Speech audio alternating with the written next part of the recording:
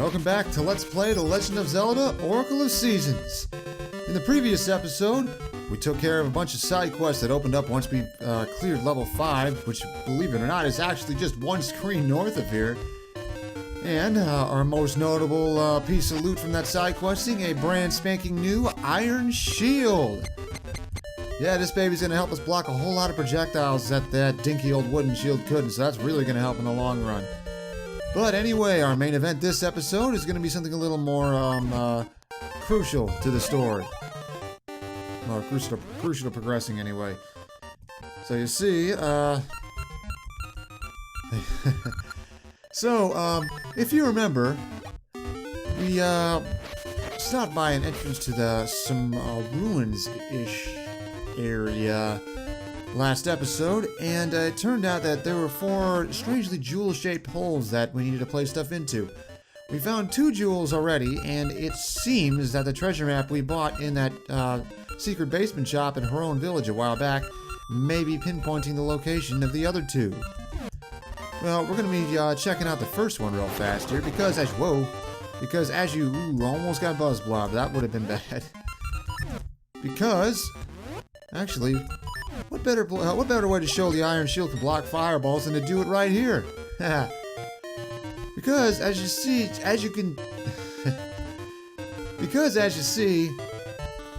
we actually stopped by the location of one of those jewels already. We just didn't quite have the means to pick it up just yet. And so just a little south of here, that gaseous seed hasn't quite grown into a tree yet. Okay, just to the south. You remember this guy, right? The old man who was awaiting someone who had gathered many essences? Well, once you have 5 of them, O Keeper of the Essences, I have awaited your arrival. I give you this. And that's how you get the round jewel. Yeah, this is the game's way of ensuring that you cannot go on until you have beaten the 4th and the 5th dungeons. You may have noticed that, if you remember a while back, you could technically sequence break and clear the Unicorn's Cave before the Dancing Dragon dungeon. But with this in mind, you do have to clear both before you head off to level 6. And so we have one more jewel to obtain. It's that one down in the southwest in that screen we haven't checked out yet. So how do we get there? Well, first we'll have to stop by Haron Village. And while we're here, actually, it'd be a good idea to pick up a certain ring that might help us in just a little way. Nice English, me. Oh, we do have one ring to appraise here, and it's the fist ring. Okay, that's an interesting one. So if you have no items equipped whatsoever, if you have this ring equipped, pressing either A or B will let you throw a short-ranged punch. It's an interesting alternate form of attack, especially if you want to fight like you did in the minigame against Blano. Problem is, with the fist ring, each of your punches only has the power of the wooden sword.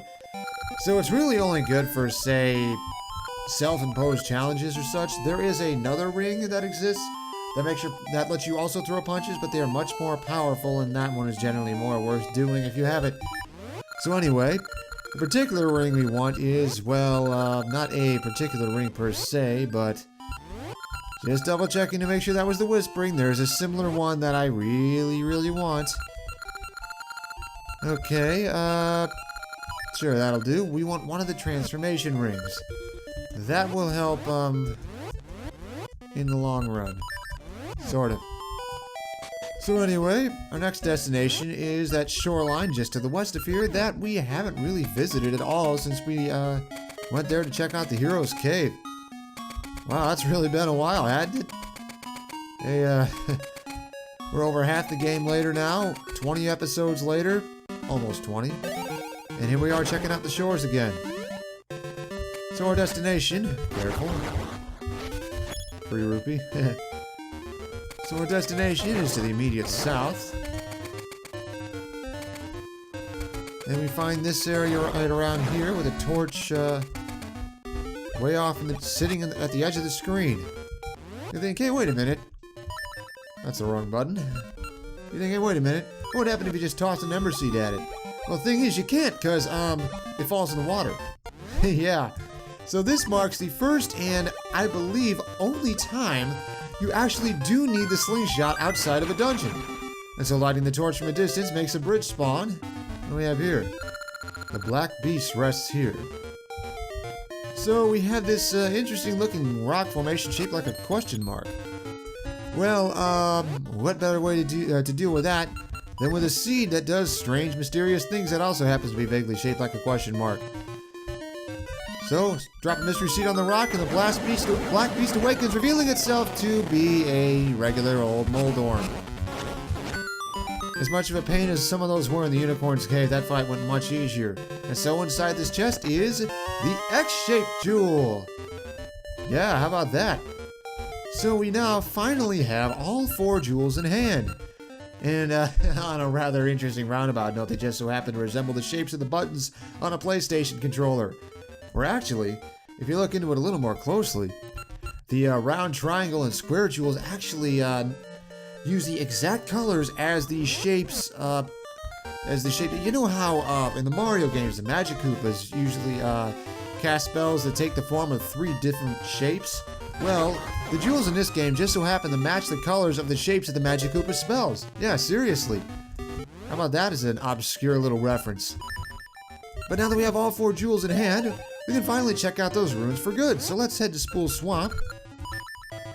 And head 1 screen to the east. Shame there aren't more Pegasus seeds there yet. Mind the crows there. I believe, do those have a specific name? I think they might. I'll just mention it with the snark text right here.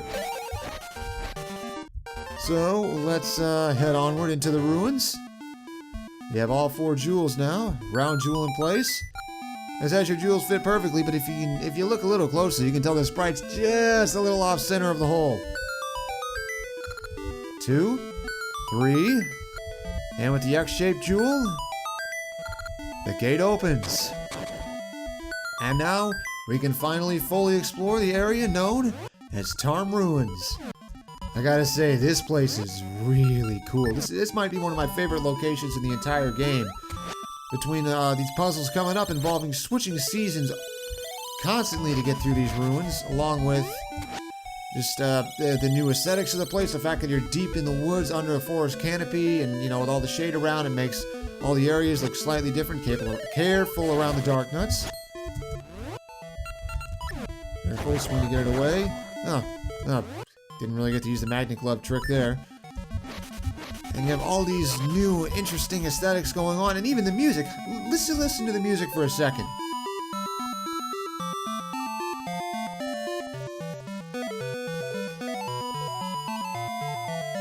Yeah, it's really something, isn't it? So first things first, down here, we want to push this Armo statue because that will help us because it causes a staircase just up there to spawn, which we can't reach as is. Wouldn't you know it? So we're gonna have to find another way to get there. That's not, well, it's not that it's not gonna be so easy so much as you have to know how to get to it. Get over here! There we go. So, if you remember from our previous experience with these kinds of trees in particular, you might remember a certain unique property about them, one that's going to come in very quick handy, very quickly now, although you probably saw it happen once already as we were cycling between seasons the first time. Yep, that's the type of tree that recedes in winter. And so now, thanks to pushing that Armos, now we can climb on top of this snowdrift and reach this staircase. But that's not all we can do, because now we can push these and get them out of the, okay, no, not that one, but get the other 2 out of the way when the snow melts, and now we can cross not only from here to the east, but now we can get to the north, which we could not have done before. But real quick, we want to head over here in the fall, because if you remember, there were those rock mushrooms there. The dark nuts respawn every time, unfortunately, but they're not that difficult if you keep out of sword range. Let's see if we can grab some Pegasus seeds here real fast. There we go, there's a few. Because we want to head down that staircase. So we have a Deku Scrub here.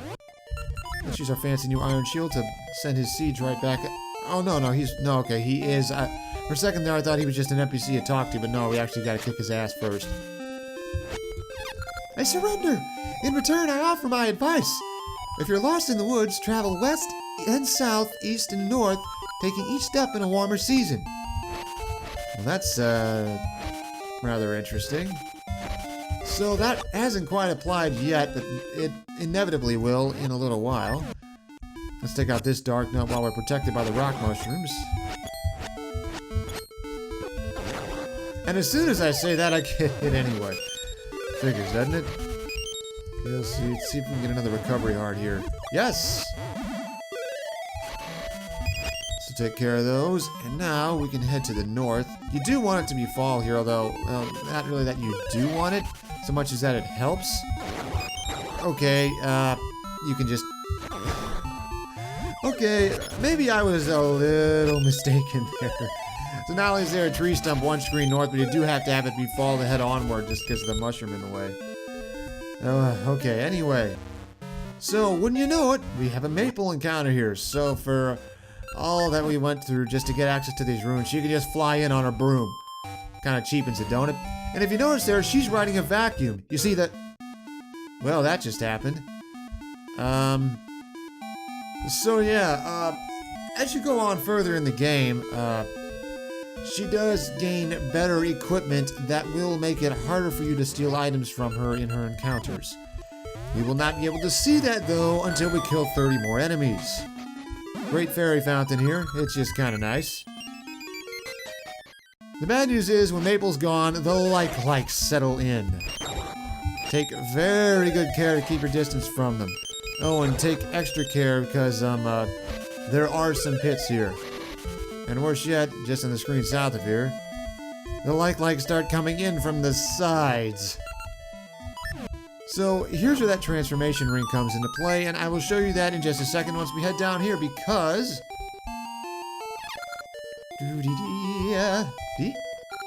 It's staring at your phonograph. So if we play it... What a tune! I love it! I'll teach you the way to my secret spot. If temperatures rise as you go far to the west, you'll find it. And so, we have finally reached the culmination of the item chain we started so long ago. Just directions through a maze. You see, if you actually knew it ahead of time, the secret works even if you don't have the phonograph, so technically you could save yourself the trouble of going through this entire item chain if you actually knew it. But, we're going for a 100% run, and just for posterity, and just because I want to play things close to the vest, we showed that whole thing. So now, if we run into some kind of maze, we have 2 different paths we can take. So that could be interesting. But for now, we're gonna be very careful about this and use the Octowing's invincibility to grabs to get around all these likes. Haha. And so here we have an interesting little area because, it repeats. This is the maze mentioned twice already. And, well... Yeah. So, problem is, these likes can really start crowding the area. And you can't do much of anything with the Octo-Ring equipped. So, you want to stay away from the borders whenever possible. Worth noting, though, that this area kind of resembles Zelda 1's Lost Woods in a way. Since you reach the area in the fall compared to the orangish-brown trees in the Lost Woods in Zelda 1, the enemies come in from the sides. The bad news is, unlike the finite amount of enemies in Zelda 1, these keep coming until there's 6 of them on screen at once, and unlike in Zelda 1 where they're just moblins mostly, these are freaking likes. So yeah, let's take care of business here quickly, shall we? First off, we just got a recommendation from that one scrub that if temperatures rise as we go to the west, we'll find a secret spot. So, as things tend to go, winter's the coldest, fall's the second coldest, followed by spring. If you notice, the aesthetics in this little clearing here change a little depending on what season it is, which is kind of cool. Take very extra care to make sure a like isn't coming here. And last but not least, summer. And what do we have here? Yes, we are finally going to see something huge from completing that whole item chain or just cheesing away into finding the path. Because we have found the Sacred Noble Sword. We finally have a sword upgrade almost 6 dungeons into the game. So in addition to this baby being twice as strong as the wooden sword and letting us take care of stronger enemies that much more easily, This thing fires sword beams if you have full health, giving you essentially a long-range sword strike, although it does half damage comparable to the wooden sword. So, it's still very, very nice. And so now, after all of this time, we finally have a sword upgrade that we can use for a whole multitude of reasons, like taking care of these lifelikes from a safe distance. But now, we have another maze path to take care of. If you remember that other scrub behind the rock mushroom cave, said that temperatures said that we can find a secret if we had excuse me for a minute. If we go west, then south, then east, then north, taking each step in a warmer season, we can escape this maze. So we headed west in winter.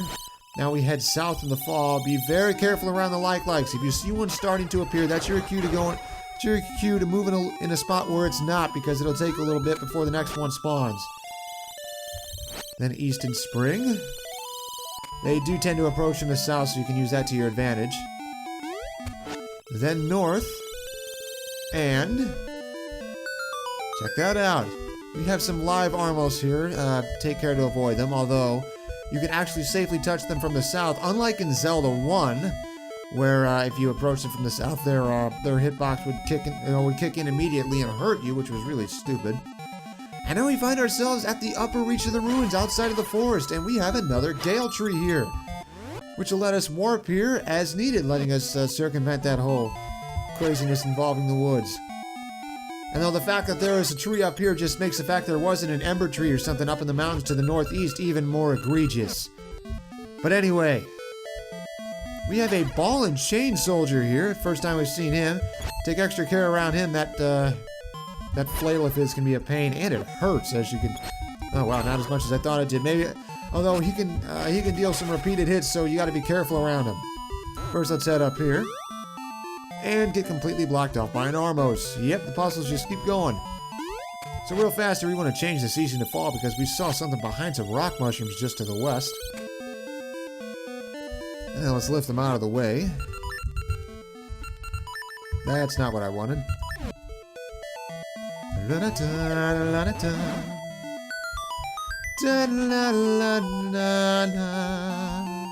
And so through here, just a chest sitting here containing a gacha seed. It's a nice little extra. Well, you see, we're not done here. Well, of course we're not done here because we don't have a way onward. But if you head just to the south, well, you got some dark nuts with spears and a couple more lifelikes because they just can't stop throwing them at us here. Keep an eye out for those pits. They can, those leaves can cover pits sometimes. Oh, there we go. Wait a minute, what's this? The discovery ring went off. Yeah, I should mention, when you have a sword beam in effect, it's a little harder to tell when these trees have something hidden under them. You can get around them by standing at a distance, swinging the sword beam, and then swinging your sword before the first sword beam goes off stage, since you can only have one on screen at a time. And as you can see, there's nothing under those trees. But the discovery ring went off, meaning there is a gacha soil spot around here. And if you dig here, sure enough, there's one there. This is the other special soil spot in the game, along with that one at the foothills of Gora Mountain. This spot will give you the best items, the best selection of items in the game, up to and including rings from tiers 3 to 5. So you absolutely want to come back here to plant seeds whenever possible, especially since it's just a short distance from that Gale Tree compared to having to go out of your way to access the other one. So we have some blue dark nuts here. They're rather unique in that they, take more damage than the red ones. Even with a noble sword, it still takes more than 2 hits to kill them. Oh, we have a dead end here. But we faced dead ends elsewhere in the ruins before. And so perhaps there's a way to make something appear that will help us get up there. Uh-oh. He's camping the tree stump. That's not good. There we go. So if we change the season again and head through here, we gotta put some stuff in the way to block us, because of course. And sure enough, we have a way up. So now we head up to the upper cliff. Got some of those flowers in the way there. And blocking the way forward, meaning we're going to need to change it to spring again. But now that we're up here, we can just push that almost out of the way. And now, once spring is hit, if you notice there, Link got moved to in front of the Blast Bloom. So, we changed it to spring here. And now, we can finally take this up here and head onward. Well, first we want to check off to the right, because if they're hiding those trees behind those flowers, there's got to be something there. And sure enough, there is. And so now we burn this. Head down here. And another interesting aspect of the Noble Sword is you can break pots with a single swing. Yeah, no more needing to have to pull out the power bracelet to do so. Ingo would be livid right now if he could see what we were doing. So we have another old man here sitting in the middle of nowhere. Must be one of those hermits. So, is he a good one or a bad one? He's a bad one. To the tune of taking 200 rupees. Thanks, buddy. What are you even going to spend them on? So now with that out of the way, the things I do for 100%. We can head over here. Let's just get the shield out because it's cool. Sword and shield. Looks like a warrior. And... Link. Know this, foolish boy. If you save Din, the world will be filled with destruction, sorrow, and despair. Our great sacrifice will be offered, and the evil king revived. Then people will know true pain as darkness falls across the lands.